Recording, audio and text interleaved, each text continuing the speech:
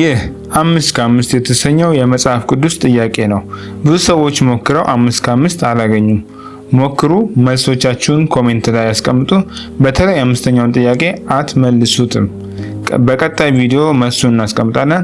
ጥያቄ ቁጥር 1 ኢየሱስ የት ነው የተወለደው?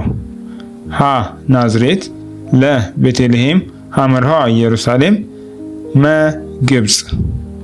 ጥያቄ ቁጥር 2 ዳዊት ጎልያድን በምን ገደለው? ሀ በሰይፍ፣ ለ በድንጋይ፣ ሐመርሃ በቀስት፣ መ በጦር። ጥያቄ ቁጥር 3 ኢየሱስ በምድረ በዳ ስንት ቀን ጾመ? ሀ 7 ቀን፣ ለ 30 ቀን፣ ሐመርሃ 40 ቀን፣ መ 35 ቀን። ጥያቄ ቁጥር 4 በእሳት ሰረገላ ወደ ሰማይ የተወሰደው ነቢይ ማን ነበር?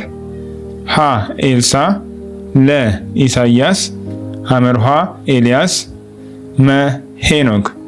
ጥያቄ ቁጥር 5 እና ከባዱ ጥያቄ በመጽሐፍ ቅዱስ ውስጥ አጭሩ ጥቅስ ምን ይላል? ማን ነው 5 ከ5 የሚያገኘው? መልሶቻችሁን ኮሜንት ላይ አስቀምጡልኝ። በቀጣይ ቪዲዮ የእነዚህ መልስና ቀጣይ ጥያቄዎችን እንቀጥላለን።